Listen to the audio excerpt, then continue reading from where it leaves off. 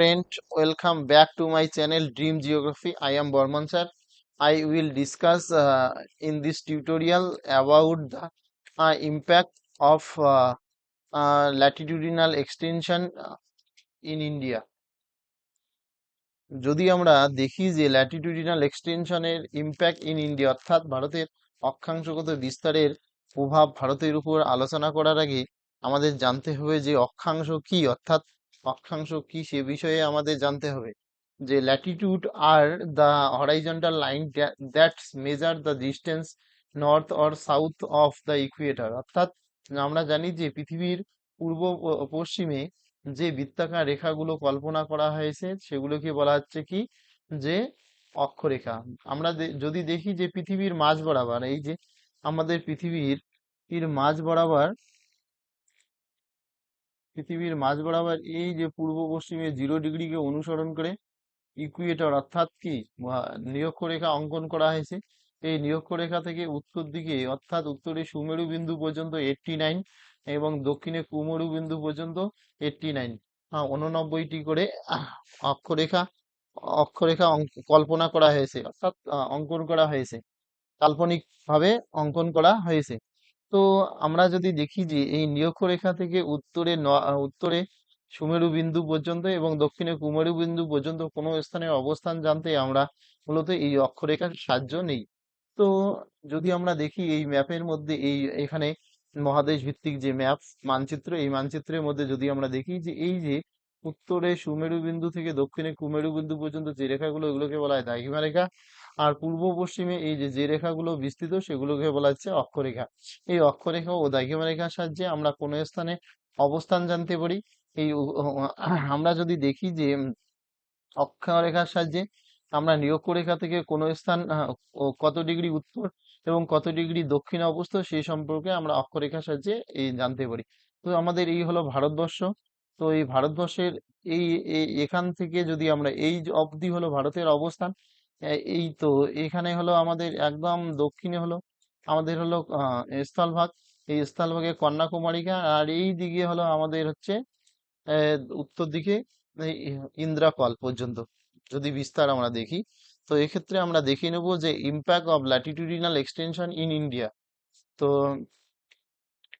এই ভারতের উপর যদি আমরা অক্ষাংশগত বিস্তারের প্রভাব লক্ষ্য করি তাহলে দেখব যে আমাদের যে ভারতবর্ষ সেই ভারতবর্ষ অক্ষাংশগত বিস্তারের দিক থেকে আমাদের যে মূল ভূখণ্ড আছে সেই মূল ভূখণ্ডের যদি অক্ষাংশগত বিস্তার দেখি, the mainland of India stays between the latitude 8 degree 4 minute north latitude to 30 degree 37 degree 6 minutes north latitude। অর্থাৎ আমরা যদি ভারতের যে মূল ভূখণ্ড সেই মূল ভূখণ্ডের অবস্থান আমরা দেখি যে অবস্থানগত বিস্তার যদি আমরা দেখি তাহলে হচ্ছে দক্ষিণে আমাদের এই যে দক্ষিণে মূল ভূখণ্ড আছে সে মূল ভূখণ্ড দক্ষিণে এখানে হলো কন্যাকুমারিকা থেকে এই উত্তরে হলো ইন্দ্রাকল পর্যন্ত সেই অক্ষাংশগত বিস্তার। আমরা যদি যেদিকে মূল ভূখণ্ডের দক্ষিণে 8 ডিগ্রি 4 মিনিট এবং উত্তর দিকে হচ্ছে 37 ডিগ্রি 6 মিনিট পর্যন্ত বিস্তৃত। The ল্যাটিটিউডিনাল and and north-south extension on 3,214 kilometre অর্থাৎ উত্তর দক্ষিণে যে অক্ষাংশগত বিস্তার সেটা হচ্ছে কত 3,216 কিমি পর্যন্ত বিস্তৃত। The difference between the duration of the shortest and the longest day of the year are increased as one move from southern latitude to northern latitude। যদি আমরা দেখি যে একজন দক্ষিণ অক্ষাংশ থেকে যদি উত্তর অক্ষাংশে যাওয়ার সাথে সাথে বছরের সবচেয়ে ছোট দিন এবং দীর্ঘতম দিনের মধ্যে সময়ের পার্থক্য বৃদ্ধি পায়। অর্থাৎ একজন যদি কি হয় যে দক্ষিণ অক্ষাংশ থেকে উত্তর অক্ষাংশের দিকে যায় তাহলে কি হবে যে বছরের সবচেয়ে ছোটতম দিন ও দীর্ঘতম দিনের মধ্যে সময়ের পার্থক্য বৃদ্ধি পায়। আর there is a differences of 45 minutes there is a difference of 45 minutes between shortest and longest day in Kerala, while a composite difference of 5 hour in is found in Leh in Ladakh. Due to the long distance from the equator, the northern part of India receive less amount of heat from the sun, and the climate is colder than the southern part. যদি আমরা দেখি যে আমাদের এই অক্ষাংশগত বিস্তারের পার্থক্যের জন্য এই আমাদের দক্ষিণ অংশ, ভারতবর্ষের দক্ষিণ অংশ এবং উত্তর অংশের মধ্যে যদি দেখি যে উত্তর অংশের তুলনায় দক্ষিণ অংশ ও কি হয় যে বেশি হিট অ্যাবজর্ব করে, অর্থাৎ রিসিভ করে, এবং উত্তর অংশ তুলনামূলকভাবে কিছুটা কম হিট অ্যাবজর্ব করে। Whereas the southern part of India, mainly Kerala and Tamil Nadu, is more or is near to the equator, due to which it receives the more heat from the sun, and this result in diversity of the flora and fauna in our country. যদি আমরা দেখি যে ভারতের এর উত্তর অংশ এবং দক্ষিণ অংশের মধ্যে যদি আমরা পার্থক্য দেখি, উত্তর অংশ কি হচ্ছে, আমাদের এই উত্তর অংশ এই পাটটা এবং দক্ষিণ অংশ এই পাটটা, উত্তর অংশ পাট এবং দক্ষিণ অংশ পাটের মধ্যে যদি আমরা দেখি যে দক্ষিণ অংশ কি ইকুয়েটরের কাছে, কিন্তু উত্তর অংশ তুলনামূলকভাবে ইকুয়েটর থেকে দূরে। তার ফলে উত্তর অংশে কি হয়, কম পরিমাণে তাপ গ্রহণ করবে। অপরদিকে দক্ষিণ অংশ কি হবে, বেশি পরিমাণে তাপ অ্যাবজর্ব করবে, অর্থাৎ রিসিভ করবে। তার ফলে উত্তর অংশ এবং দক্ষিণ অংশের মধ্যে জলবায়ুগত পার্থক্য লক্ষ্য করা যাবে, এবং জলবায়ুগত পার্থক্যের জন্য বৃষ্টিপাতের তারতম্য হবে, উষ্ণতার তারতম্য হবে। তার ফলে কি হচ্ছে, আমরা উত্তর অংশ ও দক্ষিণ অংশের মধ্যে জীব বৈচিত্র্যের মধ্যে পার্থক্য লক্ষ্য করা যাবে। আমরা যদি দেখি যে এই যে হলো আমাদের ইন্দিরা পয়েন্ট, এছাড়া যদি আমরা দেখি যে আমাদের ইন্দিরা পয়েন্টের অক্ষাংশ হচ্ছে কত, 6°4', 45', 6°45' নর্থ। তো এই 6°45' নর্থ থেকে আমরা যদি যাই দেখি 37°6' নর্থ ল্যাটিটিউড। তো এই যে এই অবস্থানের মধ্যে অক্ষাংশগত পার্থক্য লক্ষ্য করা হয়।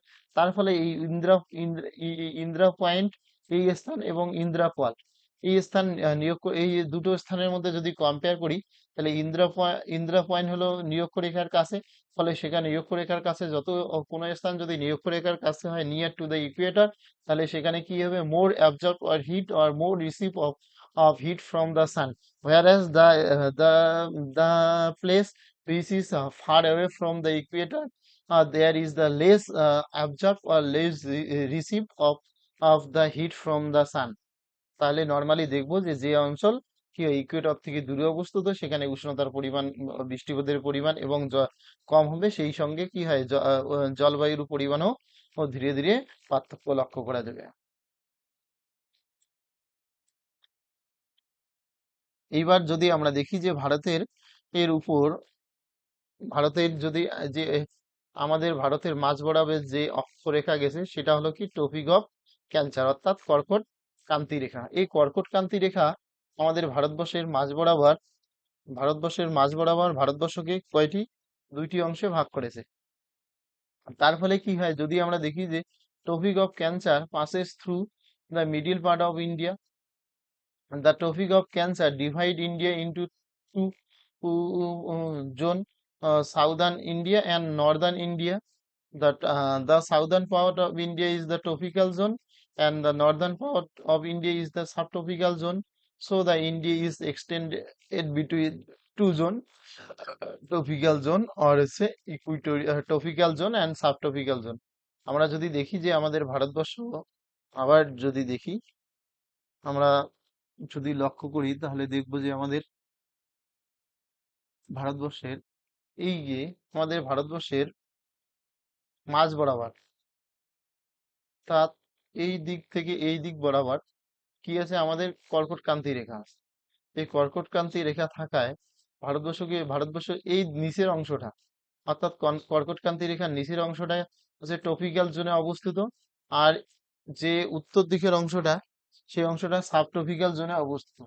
তার ফলে এই সাবট্রপিক্যাল জোন এবং ট্রপিক্যাল জোনের মধ্যে জলবায়ুগত পার্থক্য লক্ষ্য করা হয়। এই জলবায়ুগত পার্থক্যের জন্য সেখানকার জীববৈচিত্র্যের মধ্যে পার্থক্য লক্ষ্য করা যায়। জীববৈচিত্র্যের পার্থক্যের সঙ্গে সঙ্গে সেখানকার মানুষের অ্যাক্টিভিটি, মানুষের খাদ্যাভ্যাস, মানুষের কর্ম ও সমস্ত পার্থক্য লক্ষ্য করা যায়।